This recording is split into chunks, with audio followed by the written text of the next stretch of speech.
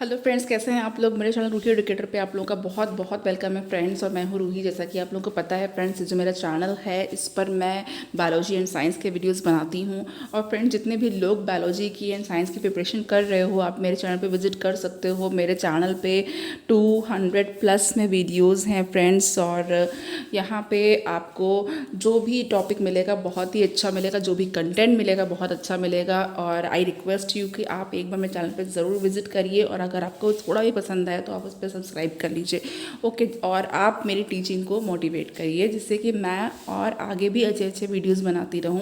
मैं अपना best try कर रही हूँ, जितना भी मुझसे अच्छा कंटेंट मिल पा रहा है मैं उसे आप लोगों तक प्रोवाइड कर रही हूँ। जितने भी लोग मेरे चैनल पे हैं फ्रेंड्स पहले से ही, उनको अगेन मेरा बहुत बहुत थैंक यू। और जितने भी लोग चैनल पे नए हैं और उनको वो प्लीज़ लाइक भी करिए, शेयर भी करिए, ओके। तो फ्रेंड देखिए, स्टार्ट कर देते हैं हम। और यहाँ पे आप आज मैं जो लेकर के आई हूँ वो है आपके ओव्यूल, ओके।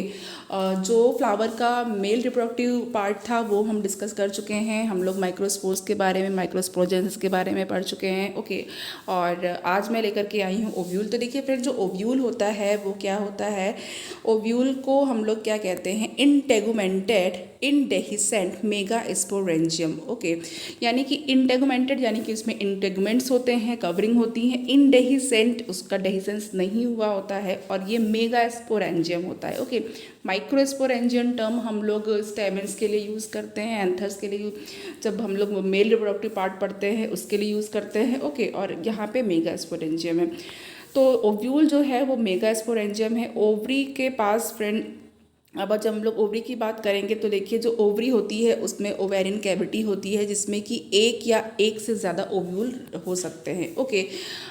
जैसे अगर आप लोगों ने एक वन सीडेड प्लांट भी देखे होंगे, वन सीडेड भी देखा होगा। कोई भी फ्रूट है जिसमें कि सिर्फ वन सीड है, और कोई फ्रूट है जिसमें मैनी सीडेड है, ओके। तो यहाँ पे देखिए फ्रेंड, जो प्लांट है जिसमें कि वन ओव्यूल है इन एन ओवरी, वो कौन कौन सा है। वीट है आपका, पैडी है जिसको धान कहते हैं, मैंगो। आजकल आप लोगों ने देखा होगा कि मैंगो का सीज़न है बिल्कुल। और अभी तो छोटे छोटे साइज़ के मैंगो हैं, ठीक है। कच्चे मैंगो, कच्ची कैरियाँ हैं, उसके बाद फिर वो राइपन हो जाएगा और आपको मैंगो खाने में मिलेगा। और यहाँ पे जो वीट है फ्रेंड, जो वीट का सीज़न है वो जा चुका है, वीट कट चुका है। और वीट की फसल जो है वो राइपन हो चुकी है, ओके। कटिंग भी उसकी ऑलमोस्ट हो चुकी है।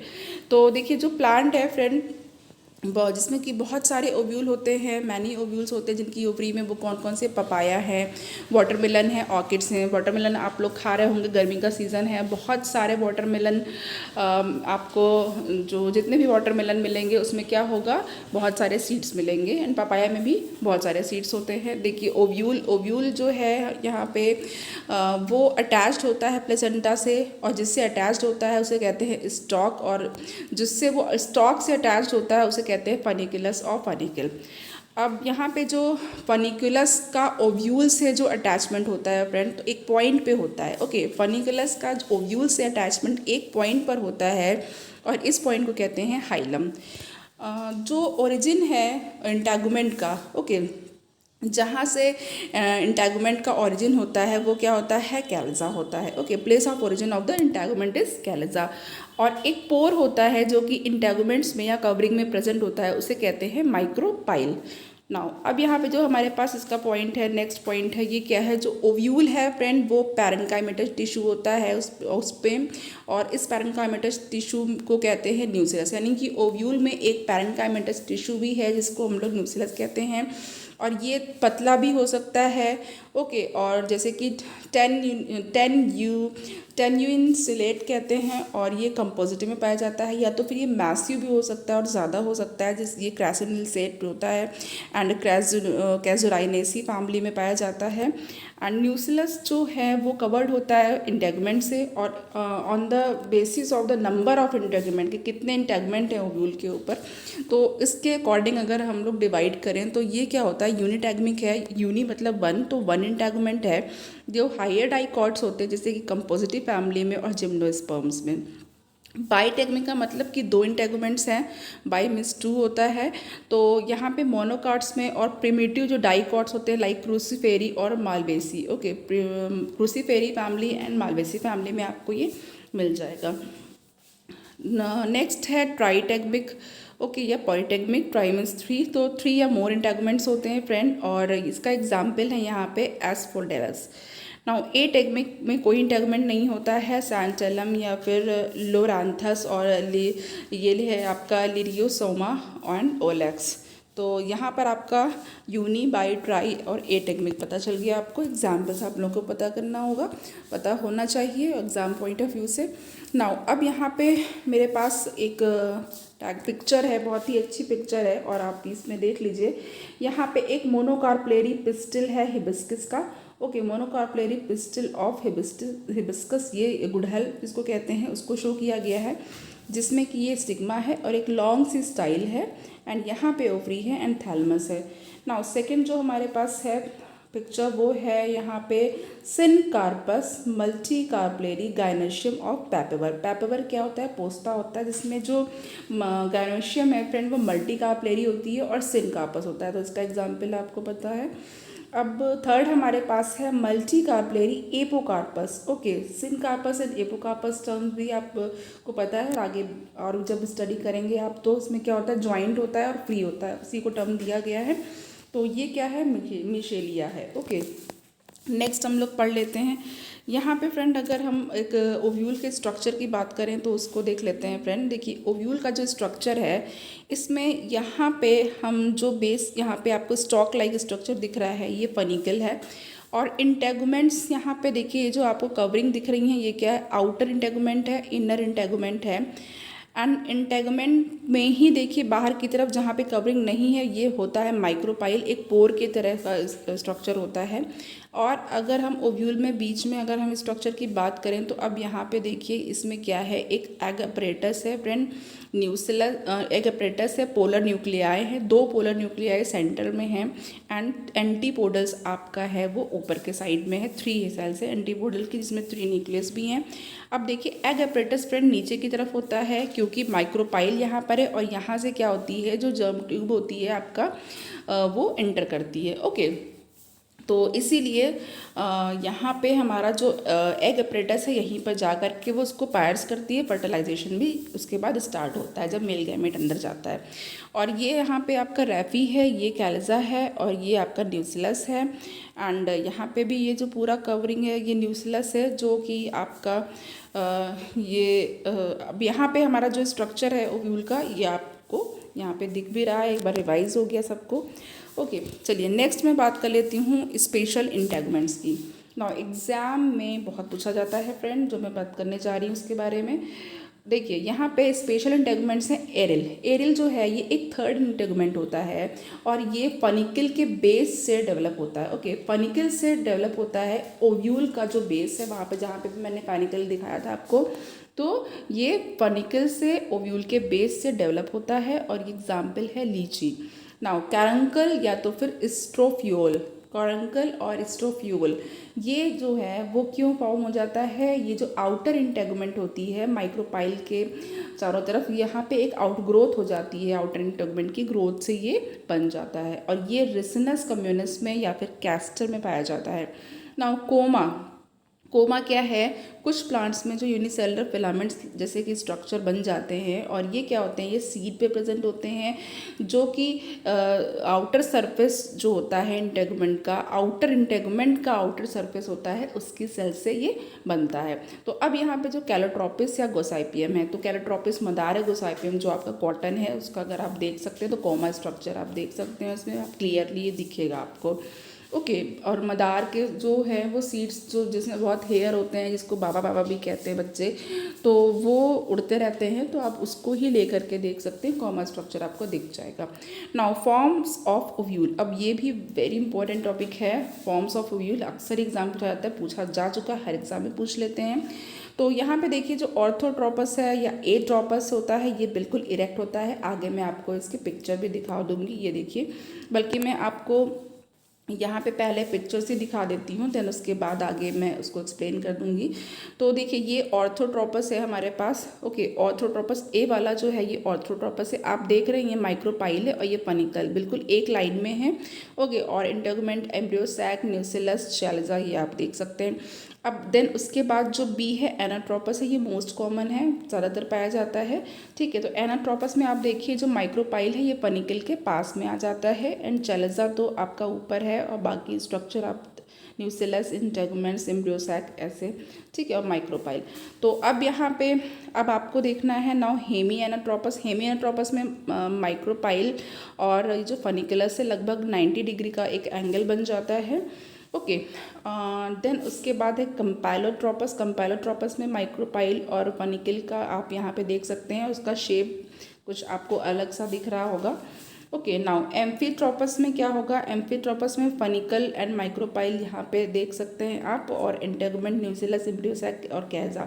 नाउ सर्सिनोट्रोपस में तो पूरा कवरिंग हो जाती है, माइक्रोपाइल अंदर की तरफ चला गया है और फनिकल यहाँ पे पूरा राउंड करके, आई मीन जैसे कि आपका कोई स्पायरल टाइप का फॉर्म या ट्विस्टेड फॉर्म, उस टाइप से आपका एक स्ट्रक्चर दिखाई दे रहा है आपको। ओके, तो अब यहाँ पे इनके बारे में समझ भी लेते हैं और एग्जाम्पल भी देख लेते हैं। देखिए ऑर्थोट्रोपस या एट्रोपस जो है, इसमें जो ओव्यूल की बॉडी है वो स्ट्रेट होती है और हमेशा अपराइट होती है फनिकल से। ओके, हाँ, जो हाइलम, कैलिजा और माइक्रोपाइल हैं ये सेम लाइन पर आ जाते हैं। एग्जाम्पल आपको जो फेमस हैं जैसे कि साइकस, पिपरेसी और पॉलीगोनेसी फैमिली है, अटिकेसी फैमिली है।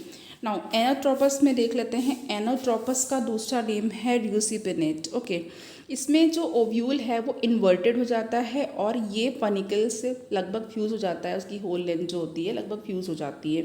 ओके, और ये मोस्ट कॉमन है, अबाउट 82% ऑफ एंजियोस्पर्म में एनाट्रोपस ही पाया जाता है।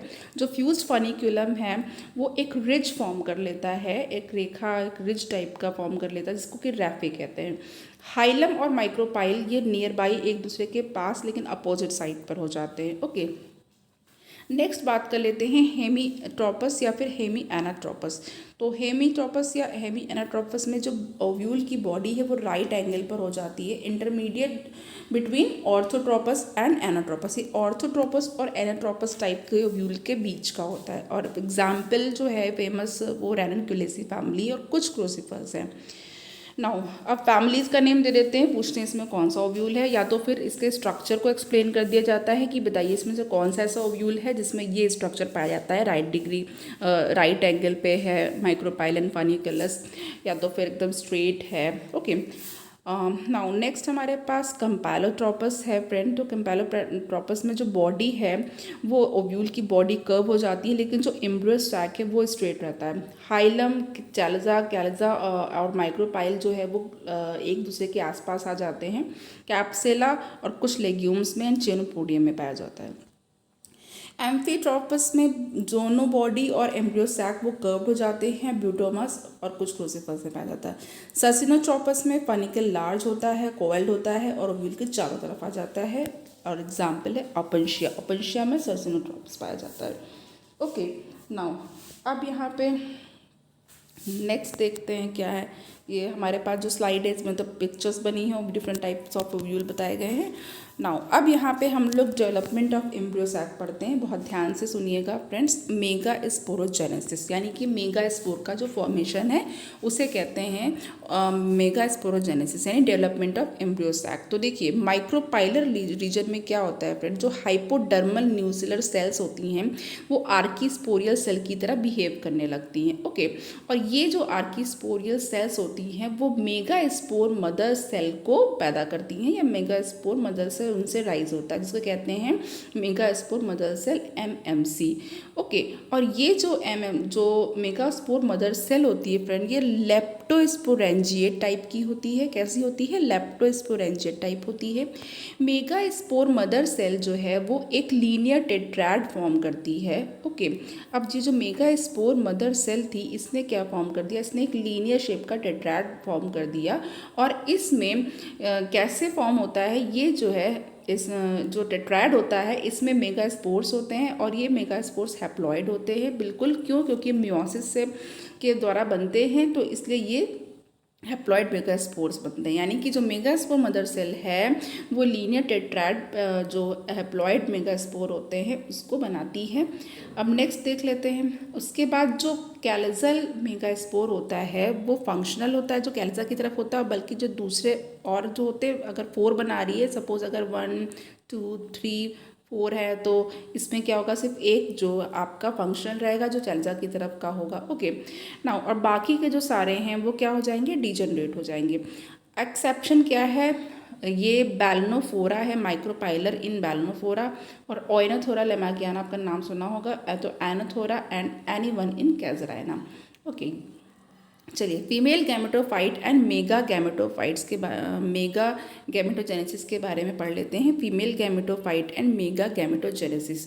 देखिए फ्रेंड, बहुत से लोगों को ये टॉपिक जो है आपका मेगास्पोरोजेनेसिस का, माइक्रोस्पोरोजेनेसिस का, ये समझ में नहीं आता है। बहुत जब वो इवन 12th में समझ नहीं आया, फिर ग्रेजुएशन में जा करके कहीं समझ पाते हैं, लेकिन इसमें ऐसा कुछ भी डिफ़िकल्ट नहीं होता है।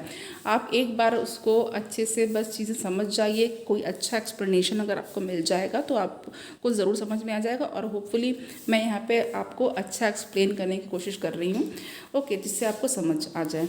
नाउ अब देखिए, आप यहाँ पे मियोसिस से हैप्लॉइड मेगास्पोर्स बने, ओके, टेट्राड यानी 4 बने हैं, एक आपका फंक्शनल रहेगा और बाकी के 3 डिजनरेट्स हो जाएंगे। तो जो फंक्शनल मेगास्पोर है वो क्या बना लेता है, वो फीमेल गैमेटोफाइट, जिसको कि एम्ब्रियो सैक भी कहा जाता है। तो जो फंक्शनल मेगास्पोर है वो फीमेल गैमेटोफाइट या फिर एम्ब्रियो सैक बना लेता है। अब फंक्शनल मेगास्पोर अब डिवाइड होता है, कैसे डिवाइड होता है, अब मिटोटिक डिविजन्स होते हैं, 3 सक्सेसिवली मिटोटिक न्यूक्लियर डिविजन्स होते हैं, और 3 डिविजन्स के बाद ये 8 न्यूक्लिएटेड एम्ब्रियो सैक बन जाता है। ओके, 3 डिविजन्स के बाद ये 8 न्यूक्लिएटेड एम्ब्रियो सैक बन जाता है। एक न्यूक्लियस जो होता है पोल से वो सेंटर में आता है। अभी आपने जो पीछे एक पिक्चर देखी थी, ठीक है, ओव्यूल की, उसमें एम्ब्रियो सैक भी देखा था, उस पर आपने न्यूक्लियस भी देखे थे, सेंटर में 2 थे। ओके, तो एक न्यूक्लियस हर एक पोल से सेंटर में आता है और एक सेकेंडरी न्यूक्लियाई को बना लेता है, और इस सेकेंडरी न्यूक्लियाई को पोलर न्यूक्लियाई भी कहते हैं। जो सेल वॉल होती है 6 न्यूक्लियाई की और एम्ब्रियो सैक की वो 7 सेल्ड होती है और 8 न्यूक्लिएटेड होती है। ओके, तो अब यहाँ पे ये जो बहुत ही हज़ारों बार क्वेश्चन पूछा जा चुका है, एम्ब्रियो सैक में कितनी सेल्स होती हैं, कितने न्यूक्लिएटेड होता है, तो 7 सेल्ड 8 न्यूक्लिएटेड होता है। 7 सेल्ड क्यों होता है, क्योंकि सेल फ्यूज जाती है, लेकिन न्यूक्लियस जो होते हैं वो 8 न्यूक्लियाई होते हैं। नाउ तो अब यहाँ पे देख, क्योंकि जो सेंटर के 2 होते हैं वो फ्यूज़ कर जाते हैं। ओके, अब यहाँ पे देखते हैं जो कॉमन एम्ब्रियो सैक है, एक मिनट, हाँ, अब यहाँ पे देखिए जो कॉमन एम्ब्रियो सैक है वो क्या है, मोनोस्पोरिक पॉलीगोनम टाइप होता है। ओके, तो जो कॉमन एम्ब्रियो सैक होता है कैसा होता है, मोनोस्पोरिक होता है, पॉलीगोनम टाइप होता है। ये एम्ब्रियो सैक जो पॉलीगोनम टाइप होता है वो सबसे पहला स्ट्रॉसबर्गर ने स्टडी किया था, वेरी इंपॉर्टेंट। अब 3 माइक्रोपाइलर सेल्स जो हैं उनको कलेक्टिवली क्या कहा जाता है, एग एपरेटस कहा जाता है, जिसमें से एक जो होता है वो ऊस्फेयर फीमेल गैमीट होता है, और जो 2 होते हैं वो सिनर्जिड्स होते हैं, जिनको हेल्प सेल्स या फिर कोऑपरेटिव सेल्स भी कहा जाता है। जो सिनर्जिड्स हैं फ्रेंड, वो उनमें लेटरल हुक्स होते हैं और टर्मिनल फिलीफॉर्म एपरेटस होता है जो कि पोलन ट्यूब्स को अट्रैक्ट करता है। ओके, फिलीफॉर्म एपरेटस कुछ इस तरीके का होता है, ठीक है। आप डिटेल में जो बड़ा सा, अगर आप कोई अच्छा सा पिक्चर देखेंगे एम्ब्रियो सैक का तो, और ओव्यूल का, उसमें आपको दिखाई दे जाएगा। नाउ जो सिनर्जिड्स होते हैं उसमें लेटरल हुक होता है और टर्मिनल फिलीफॉर्म एपरेटस होता है, ये भी मैंने बताया आपको। देखिए, जो कैलजल सेल्स होती हैं, 3 कैलजल सेल्स जो होती हैं उनको एंटीपोडल सेल्स कहा जाता है, और ये एम्ब्रियो को नरिशिंग करती हैं, उन्हें पोषण प्रदान करती हैं। और एंटीपोडल सेल्स जो हैं वो हॉस्टोरिया डेवलप कर लेती हैं। हॉस्टोरिया जो होता है सकिंग का काम, लाइक स्ट्रक्चर होते हैं और न्यूट्रिशन को सक करते हैं। देखिए, अब जो सेंट्रल सेल होती है वो लार्जेस्ट होती है और वो एम्ब्रियो सैक की मेम्ब्रेन से बाउंड होती है, और इसमें 2 पोलर न्यूक्लियाई होते हैं। सेंट्रल सेल 1 होती है, इसमें पोलर न्यूक्लियाई 2 होते हैं। ओके, नाउ अब यहाँ पर देख लेते हैं, यहाँ पे हमारे पास जो है इन्फॉर्मेशन क्या है, जो 2 पोलर न्यूक्लियाई होती है वो फ्यूज हो जाती है सेंटर में, और एक सिंगल डिप्लॉयड सेकेंडरी या फिर फ्यूजन न्यूक्लियस बनाती है, और इसे डिफिनेटिव न्यूक्लियस कहा जाता है। ये ओनली डिप्लॉयड स्ट्रक्चर होता है एम्ब्रियो सैक में। एम्ब्रियो सैक में सिर्फ यही डिप्लॉयड होता है। ओके, अब यहाँ पे हम लोग देख लेते हैं थोड़ा इनका जो other development of embryo sac है उसको भी देखा जाए। तो देखिए फ्रेंड, यहाँ पे क्या है, माइक्रोपाइलर एंड है, ये माइक्रोपाइलर एंड है। ओके, और ये देखिए न्यूक्लियस है, ये मेगास्पोर मदर सेल है। अब मेगास्पोर मदर सेल है, अब यहाँ पे अंदर क्या हुआ, सेल जो है वो उसका आप देख रहे हैं डिफ्रेंशिएशन हो रहा है, न्यूसिलस है और मेगास्पोर है। ओके, न्यूसिलस एंड मेगास्पोर है। अब उसके बाद यहाँ पे टेट्राड फॉर्म हो गया है, मेगास्पोर का टेट्राड आप देख पा रहे हैं, टेट्राड फॉर्म हो गया है। तो ये स्ट्रक्चर ऑफ मेगास्पोर है। यहाँ पे देखिए 2 सेल, यहाँ पे 4 हैं और यहाँ पे कितनी हो गई, 8 हो गई। अब यहाँ पे 8 हो तो गई हैं, जिसमें से यहाँ पे ऊपर सिनर्जिड्स और एग हैं। ओके, और बीच में सेंट्रल सेल है। तो ये एक एक जो होती है वो बीच में सेंटर में आती है। अभी मैंने थोड़ी देर पहले इसको बताया है कि पोल की तरफ से जो सेल एक एक होता है सेल, वो बीच में आता है सेंटर में। तो यहाँ पे सेंट्रल सेल है, 2 पोलर न्यूक्लियाई है और यहाँ पे 3 एंटीपोडल्स हैं। ओके, नाउ ये चालाजा एंड है और यहाँ पे जो आपका है फिलिफॉर्म अपरेटस यहाँ पे देखिए शो हो रहा है। ओके, डिज़ाइनर है थोड़ा। और ये एंटीपोडल्स हैं, पोलर न्यूक्लियाई सेंट्रल में है, सेंट्रल सेल है, एग है, सिनर्जिड्स है। ओके, नाउ फिलिफॉर्म अपरेटस आपने देख लिया। अब यहाँ पे जो है ये डेवलपमेंट आपका यहाँ पे कंप्लीट हो गया, पिक्चर के थ्रू आपको समझ में आ गया होगा। अब यहाँ पे हम लोग नेक्स्ट देख लेते हैं mature embryo sac the structure. अब मैच्योर एम्ब्रियो सैक का स्ट्रक्चर देखते हैं। Most type of mature embryo sac जो होता है एंजियोस्पर्म में, वो 7 सेल्स हैं, 8 न्यूक्लियाई होती है, प्रिसाइज पोजीशन होती है इसकी। जो एग एपरेटस है ये माइक्रोपाइलर एंड की तरफ होता है और इसमें 2 सिनर्जिड सेल्स होती हैं और 1 एग सेल्स होती हैं। ओके, एक एपरेटस में 2 सिनर्जिड सेल्स होती हैं, हेल्प करती हैं, और 1 एग सेल होती है। सिनर्जिड सेल्स जो होती हैं वो 2 होती हैं और ये लेटरली होती हैं एग सेल के, और ये इनमें पोलराइज प्रोटोप्लाज्म होता है जिसमें कि जो न्यूक्लियाई होता है वो माइक्रोपाइलर पोल की तरफ होता है और जो वैक्यूल होती है वो सेंट्रल सेल की तरफ होती है, चालाजल पोल की तरफ होती है। ये जो सेल्स हैं ये कैसे कैरेक्टराइज होती हैं, इनमें फिंगर लाइक प्रोजेक्शंस होते हैं और जिनको फिलिफॉर्म अपरेटस कहते हैं, और ये माइक्रोपाइलर पोल की तरफ प्रेजेंट होते हैं। जो सिनर्जिड होते हैं वो डिजनरेट हो जाते हैं। कब डिजनरेट हो जाते हैं, जब पॉलन ट्यूब की एंट्री हो जाती है, जब ट्यूब के पॉलन ट्यूब की एंट्री हो जाती है एम्ब्रियो सैक में। ओके, क्योंकि ये जो फिलिफॉर्म अपरेटस होते हैं और सिनर्जिड्स होते हैं ये पॉलन ट्यूब को गाइड करने का काम करते हैं ताकि वो एग सेल तक पहुंच सके। इसीलिए जब पॉलन ट्यूब की एंट्री हो जाती है एम्ब्रियो सैक में तो सिनर्जिड्स का कोई प्रॉपर काम नहीं रह जाता है और ये वहाँ पे डिजनरेट कर जाती है। फंक्शंस ऑफ सिनर्जिड सेल्स है, ये क्या करती है, ये कीमोटैक्टिक सब्सटेंस को सिक्रीट करती है जिससे कि पॉलन ट्यूब जो है वो अट्रैक्ट होती है फर्टिलाइजेशन के लिए, और एक सिनर्जिड जो है वो डिजनरेट हो जाती है providing a way for entry of pollen tube into embryo sac. Okay, embryo sac में जब एंट्री हो जाती है पॉलन ट्यूब की, इसको एंट्री प्रोवाइड करने के बाद फिर डिजनरेट हो जाती है। जो सिनर्जिड्स होती हैं वो एक हॉस्टेरिया डेवलप कर लेती हैं जो कि न्यूट्रिशन प्रोवाइड करता है, जो डेवलपिंग एम्ब्रियो सैक होता है उसको न्यूट्रिशन पहुँचाता है। लाइक सेडम है और यहाँ पे क्विंचामिलियम है और कैटुला है etcetera. Okay, now egg cell जो है, एग सेल है ये एक होती है और जनरली होता क्या है कि ये 2 सिनर्जिड्स के बीच में होती है। मैच्योरिटी के टाइम पे जो एग सेल होती है वो पोलराइज्ड हो जाती है और इसमें वैक्यूल्स होते हैं, थिक वॉल्स होती हैं और ये माइक्रोपाइलर पोल की साइड भी होती है, जबकि जो न्यूक्लियस होता है वो सेंट्रल सेल की तरफ होता है, चालाजल पोल की तरफ होता है। अब एक सेल का फंक्शन भी देख लेते हैं। जो फंक्शंस होते हैं एक सेल के वो क्या होते हैं, ये फर्टिलाइजेशन के टाइम पे पहले मेल गैमीट को के साथ फ्यूज़ होती है और पहले जो मेल गैमीट होता है वो एक्स न्यूक्लियस के साथ फ्यूज़ होता है जो कि जाइगोट का फॉर्मेशन करता है। ओके, फिर जाइगोट बन जाता है। नाउ सेंट्रल सेल के बारे में देख लेते हैं। जो सेंट्रल सेल है जो सेंट्रल सेल है फ्रेंड, यहाँ पे देखिए ये क्या होता है, ये एम्ब्रियो सैक के सेंटर में प्रेजेंट होती है और इसमें मोस्ट केसेस में 2 पोलर न्यूक्लियाई होते हैं। सेंट्रल सेल जो है वो एग के साथ, एग एपरेटस के साथ एसोसिएटेड होती है और एंटीपोडस के जो होते हैं वो क्या होते हैं, थ्रू दी प्लाज्मोडेस्मेटल कनेक्शन, यानी कि इनके बीच में कैसे कनेक्शंस होते हैं, प्लाज्मोडेस्मेटल कनेक्शंस होते हैं। फर्टिलाइजेशन के पहले जो न्यूक्लियाई होती है सेंट्रल सेल की वो फ्यूज जाती है और एक डिप्लॉयड न्यूक्लियस बनाती है जिसको कि सेकेंडरी न्यूक्लियस कहा जाता है।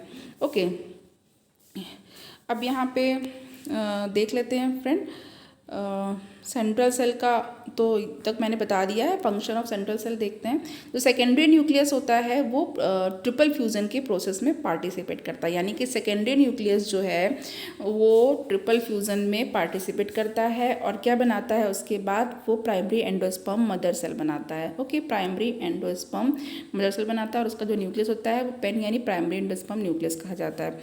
अब ये मिटोटिक डिवीज़न से डिवाइड होता है और न्यूट्रिटिव स्ट्रक्चर बना लेता है जिसको कहते हैं एंडोस्पर्म। ये एक न्यूट्रिटिव स्ट्रक्चर बनाता है जिसको कहते हैं एंडोस्पर्म, और ये जो एंडोस्पर्म होता है वो डेवलपिंग एम्ब्रियो को न्यूट्रिशन प्रोवाइड करता है। एंटीपोडल सेल्स जो हैं, इन जो एंटीपोडल सेल्स होती हैं मोस्ट ऑफ द केसेस में ये 3 होती हैं और एक सैलिसल पोल की तरफ होती हैं, और जो इनका प्रोटोप्लाज्म होता है वो बहुत ही उसमें स्टार्च होता है, प्रोटीन होता है, लिपिड होता है, स्कॉबिक एसिड्स और ऑक्सीडेजेस होते हैं, तो उसमें रिच होता है। जो एंटीपोडल सेल्स के फंक्शंस हैं वो देख लेते हैं। इनकी जो लिमिट है वो सेलुलर एक्सप्रेशन की, वो ये क्या करता है, ये सेलुलर एक्सप्रेशन की जो एक्सप्रेशंस होते हैं, सेलुलर एक्सप्रेशंस होते हैं उसको लिमिट करता है, और क्या करता है ये न्यूट्रिएंट का ट्रांसफ़र करता है, और जो हार्मोन की ग्रोथ होती है और डेवलपिंग एम्ब्रियो सैक की, उन सबको कंट्रोल करता देखता है। ओके, अब यहाँ पे देखिए फ्रेंड, मैंने आज आपको कई चीज़ें बता दी और काफ़ी अच्छा टॉपिक है यहाँ पे, तो आप लोग इसको स्टडी करिएगा, इसको फिर से अपना रिवाइज कर लीजिएगा। ओके, और प्लीज़ चैनल को लाइक शेयर एंड सब्सक्राइब करिएगा। Thank you.